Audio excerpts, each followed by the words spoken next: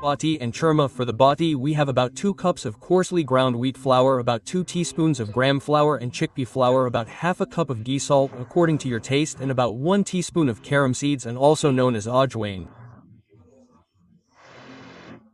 So let's start in this parat. And kneading plate, I am going to add the flour, 2 teaspoons of gram flour and chickpea flour, salt and carom seeds.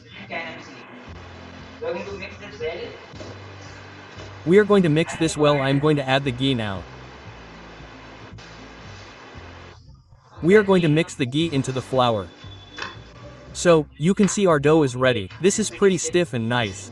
Sometimes, what happens is, if the flour is too coarse, the dough does not come together.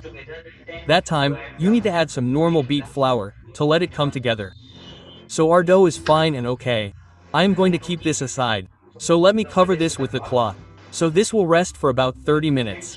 Till then, let's prepare our dal. For the dal, you will need about a quarter cup of split black gram and urad dal.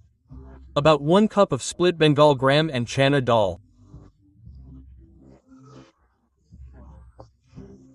About 1/8 cup of split green gram and mung dal, and half a cup of onions, half a cup of tomatoes, a little bit of coriander, a teaspoon of ginger, 2 teaspoons of garlic, half a teaspoon of green chili, a pinch of asafoetida and asafoetida, half a teaspoon of cumin, half a teaspoon of dried kasuri methi and dried fenugreek leaves, salt according to your taste, red chili powder 1 teaspoon, a teaspoon of turmeric, a teaspoon of cumin powder, 1/2 teaspoon of coriander powder, half a teaspoon of dried mango powder and dried mango powder, oil 3 teaspoons.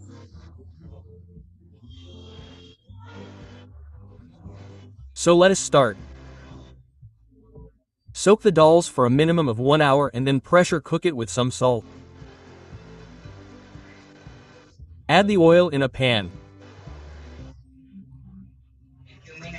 Into the hot oil, add in the cumin and asafoetida, garlic, ginger, green chili.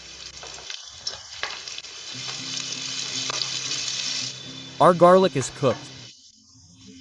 I am going to add the onions.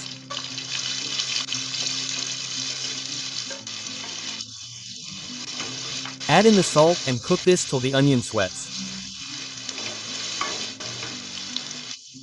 Now I am going to add in the tomatoes.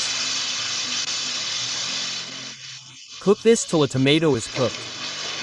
The tomatoes have started losing their texture. I am going to add in the red chili powder, turmeric, coriander powder, and cumin powder. Mix this well and cook for another minute. Now I am going to add in the cooked dal, the water in which the dal was cooked, and some fresh water. We are going to cook this for 5 to 10 minutes. So our dal is cooked. Now we are going to add in the kasuri methi and the amchur powder and a good pinch of coriander. Mix this well. This dal has to be a little on the thinner side, so I am going to add a little more water to it. So our dal is ready. Now let's prepare our batis.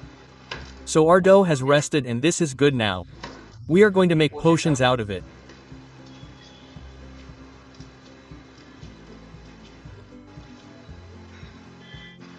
Our parties are ready. Here I have a baking tray.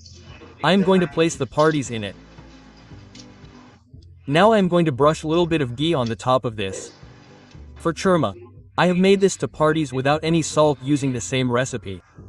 But I have made using half a cup of flour and the same ratio, so on and so forth. Now we are going to bake this at 250 degrees centigrade for 15 minutes in a preheated oven. So it's been 15 minutes. Now we are going to flip this over. This goes into the hot oven at 250 degrees centigrade for another 10 minutes. For the churma, we have about 2 to 3 tablespoons of powdered sugar, about 1 to 2 tablespoons of ghee, and 2 batis. I am going to mash the batis using a potato masher, so the bati is mashed. Now I am going to break the bigger lumps.